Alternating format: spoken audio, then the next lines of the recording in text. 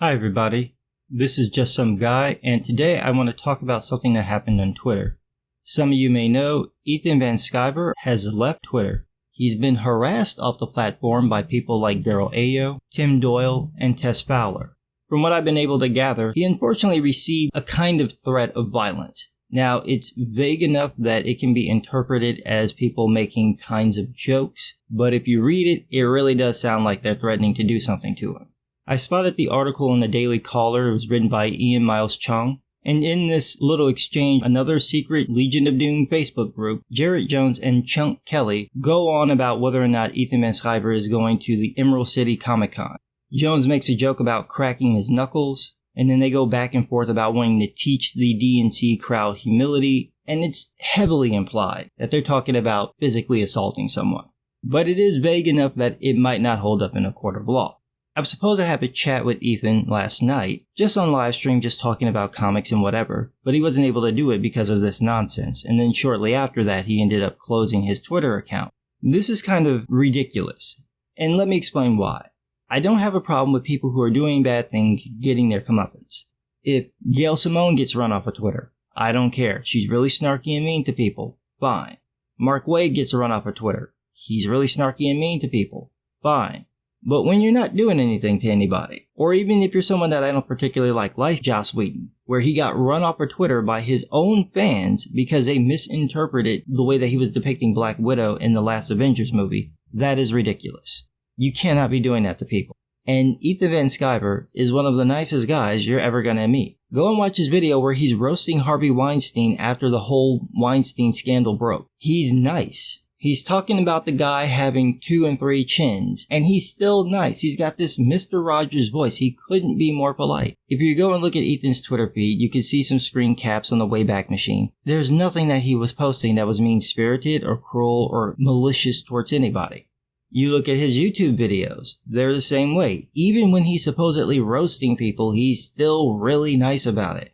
But these folks just have a super tiny, not even micro penis. It's like mouse-sized hard-on for Ethan Van Sciver. It's almost so small you'd think it would be unnoticeable, but it's like when you have a splinter in your hand. It feels bigger than it is. That's what these people are like. So you've got them going around harassing this man because he's openly conservative. Like this is a bad thing. You don't agree with his politics? Fine. You don't have to read his books. He's not going around talking about his politics every 24 seconds, so what is the problem? The problem that I have with this is that he's been run off of Twitter for doing nothing. This is literally him just having politics they don't agree with. That's not right.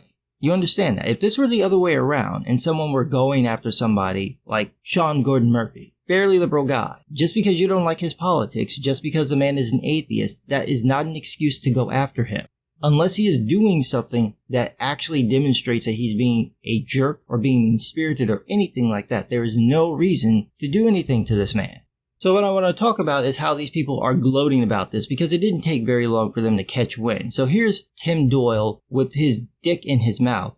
And look, I know it's a popsicle. If I click on the image, I can see that. But from a distance, it looks like you have a Palestinian's dick in your mouth. It looks like you're doing a sex act. You're a grown man. Stop it. Take the goddamn popsicle out your mouth. Jesus Christ. So Tim Doyle noticed that Ethan Van Sciver's Twitter account was deleted, and then he says that he wonders if he did it or that if he was forced to do it by his employer. Well, no, it appears that he did it. If you go to his Twitter page, you look at the Wayback Machine, it will show that he says that he was taking a break. So no, you didn't get him fired. DC's not going to do that because he didn't do anything wrong. Then Tim tweets that he found out that it was voluntary and that Ethan left because he found Twitter to be toxic. And he says, buddy, you and your diversity in comics crowd went after people for months and months. If it was toxic for you, it was because people started pushing back and you had a little melt.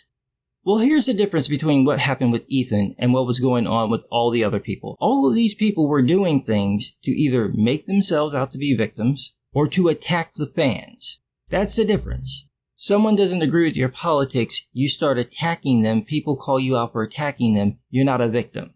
You take a picture of yourself and a bunch of other assistant editors drinking milkshakes, and then you get a couple of salty comments, and then you turn it into the biggest witch hunt ever, as if somebody's really been attacking you because a couple of people said something snarky to you, and then people say how odd it is that you're playing the victim, that you're damseling over that, and then you turn it into a thing. That's completely different from a guy sitting here posting pictures of him drawing Wonder Woman and Green Lantern and minding his own business and going back and forth with fans and making jokes and little things like that.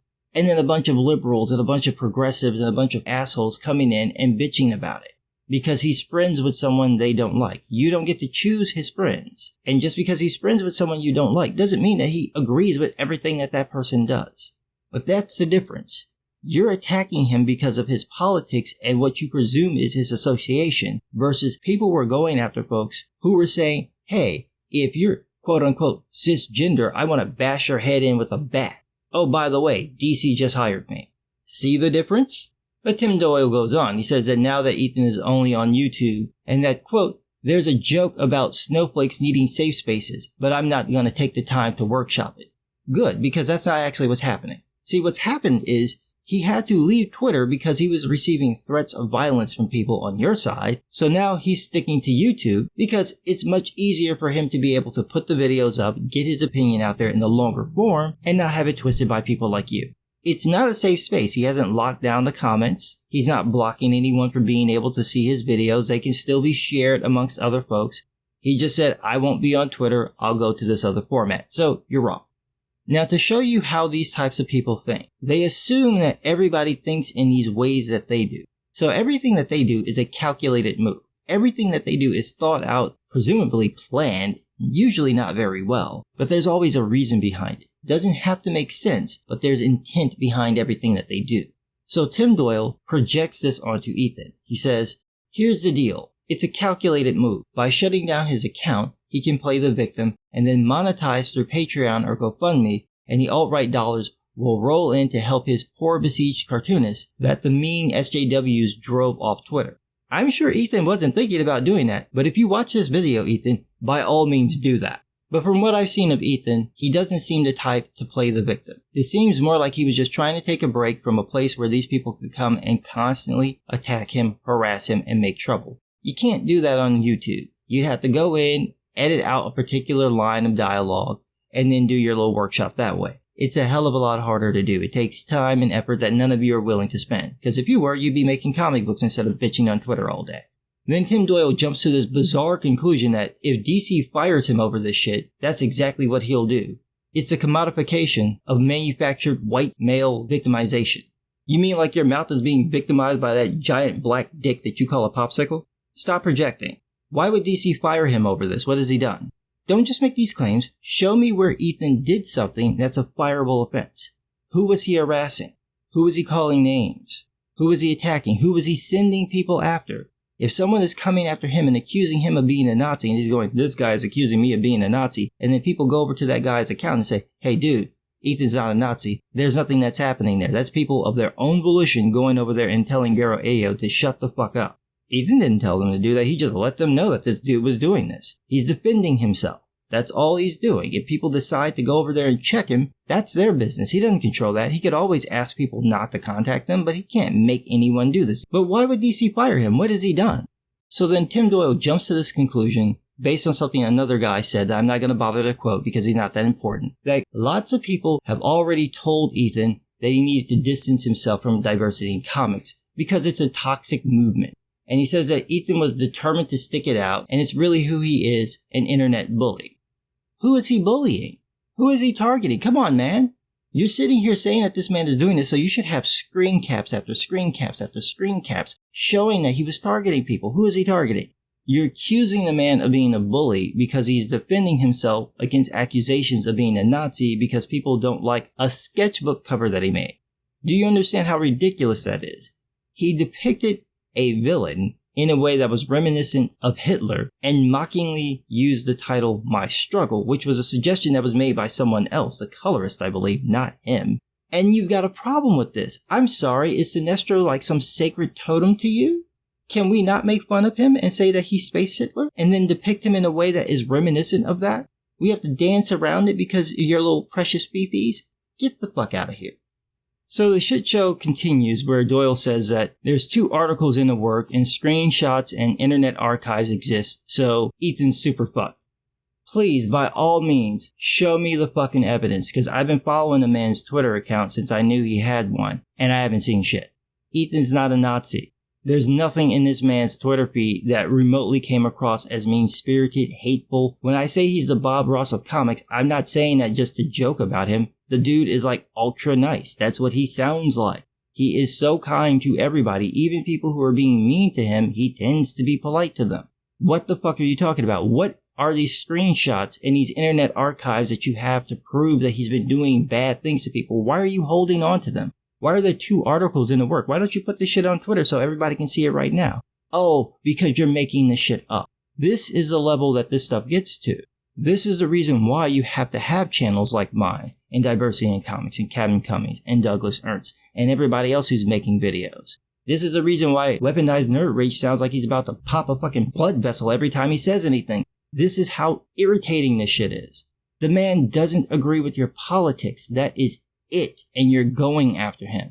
That's why you're pissed at him. Because you don't have anything else. And so it seems fine to you that people are sending threats of violence against him. That's fine.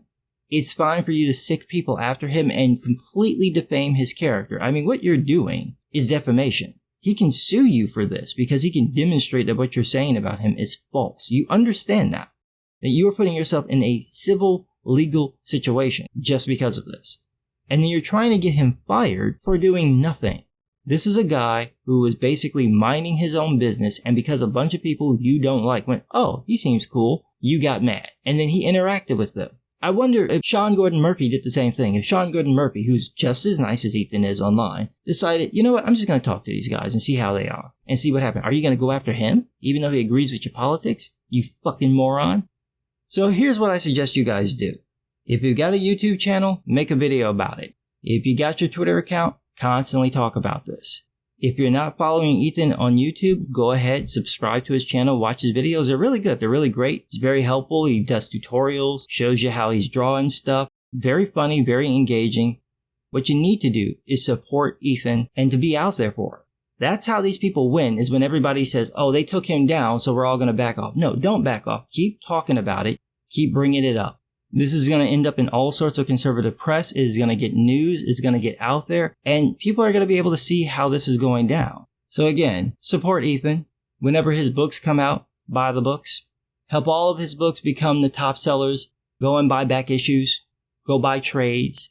Take pictures of them with you. Put your arm around the books. Tweet those pictures out to everybody who doesn't like him. Oh, look, see, I bought his books, but I ain't gonna buy any shit that you make. Do that. I know it sounds petty.